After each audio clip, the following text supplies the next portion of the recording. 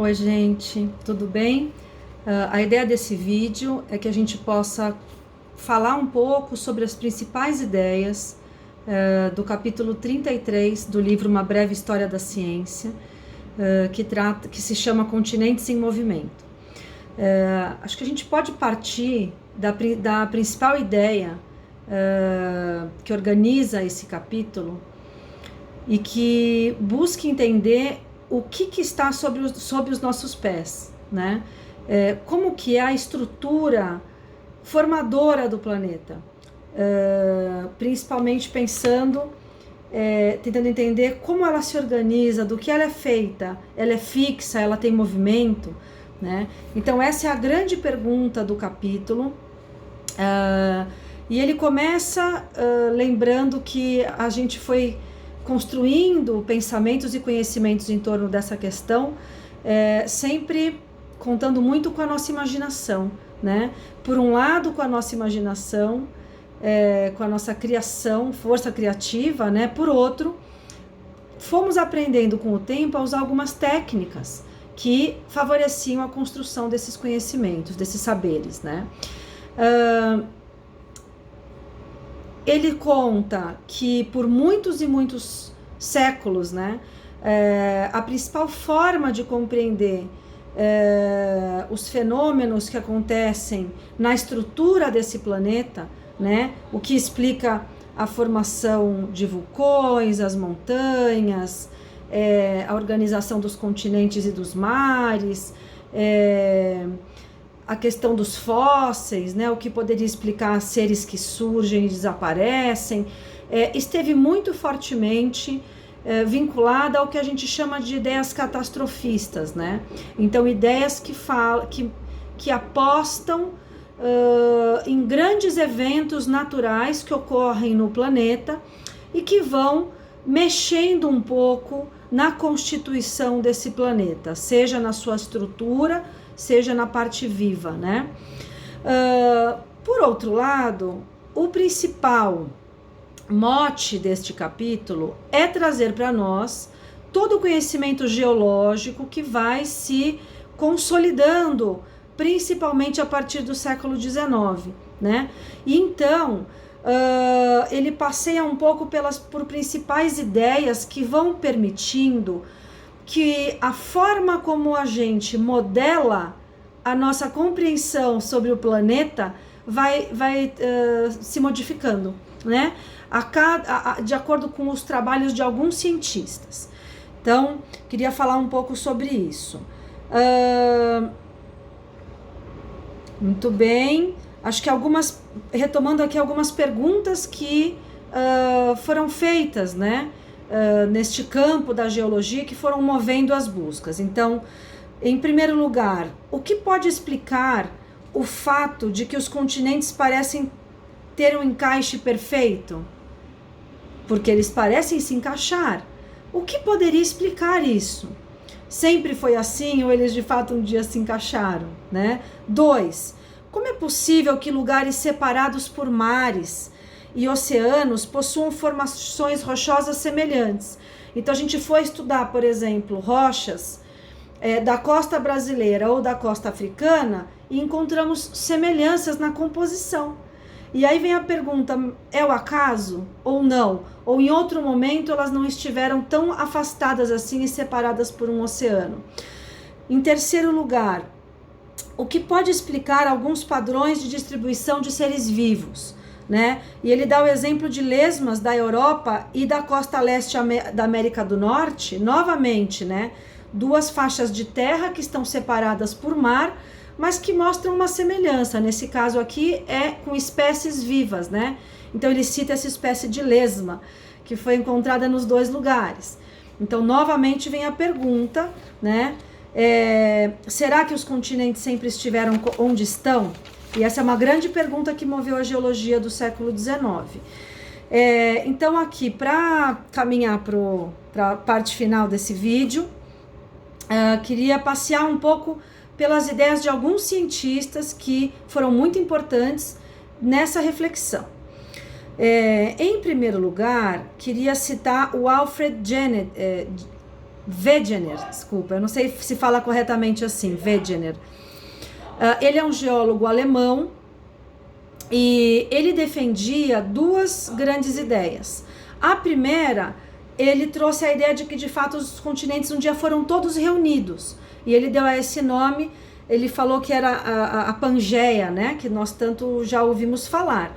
Então, de fato, ele junta esse quebra-cabeça e entende que há vários indícios que nos mostram que os continentes, sim, já estiveram reunidos e aproximados, constituindo um outro formato, né?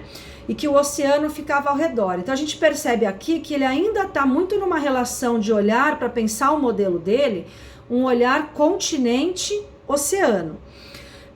Por outro lado, dentro ainda das suas buscas, ele propõe uma ideia, a teoria dos continentes móveis. Então, de que existe um movimento nos continentes, ele sugere que eles se afastam 10 metros por ano, o que hoje nós sabemos que é muito.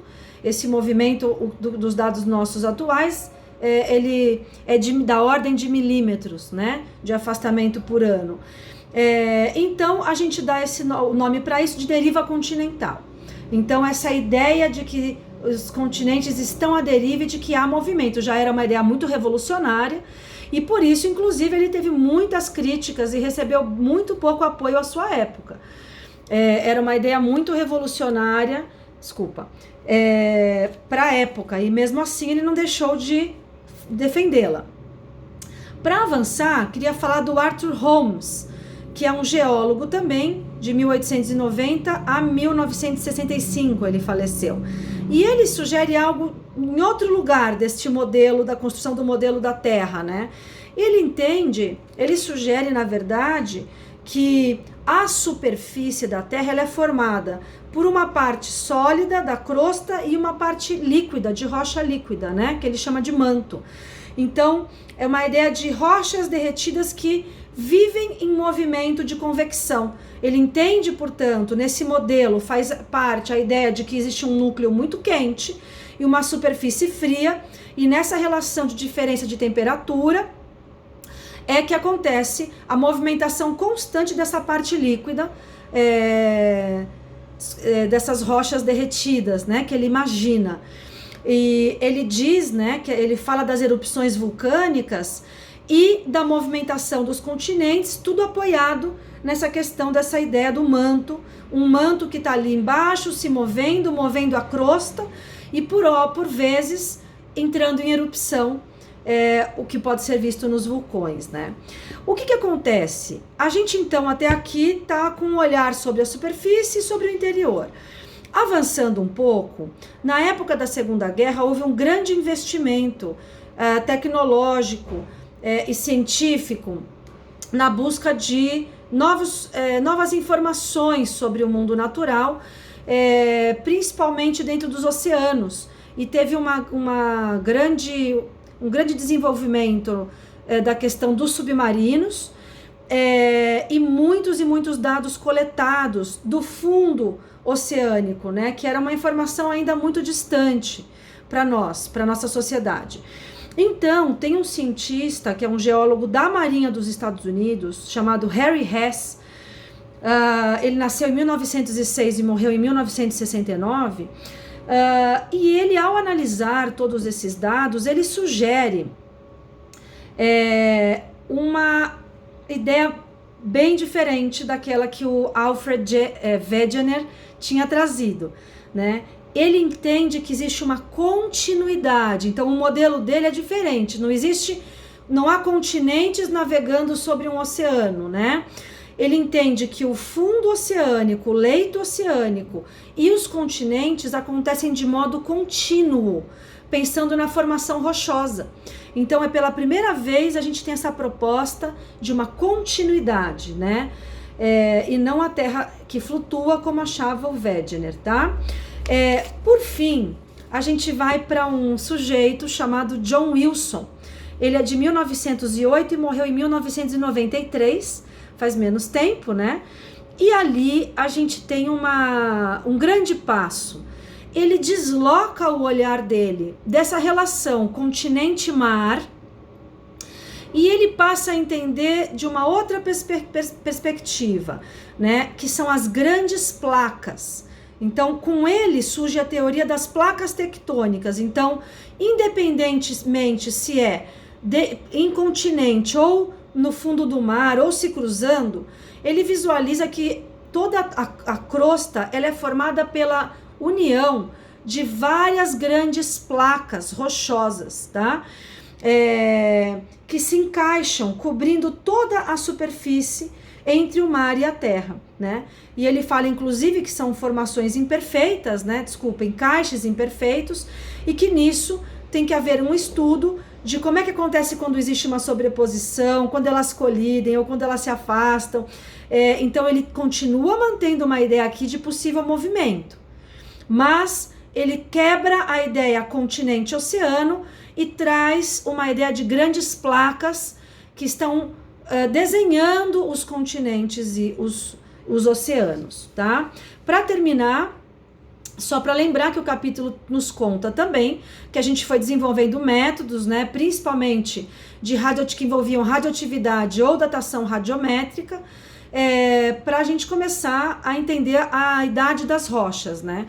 E que isso foi bastante importante para agregar aos dados e ajudar a gente a formular esses modelos e esses novos conhecimentos. Com isso, a gente obteve uma informação de que as rochas do fundo oceânico são mais recentes do que as dos continentes. Então, é um exemplo, né, da importância, por exemplo, desses métodos. Muito bem, acho que é isso, acho que essas são as principais ideias desse capítulo.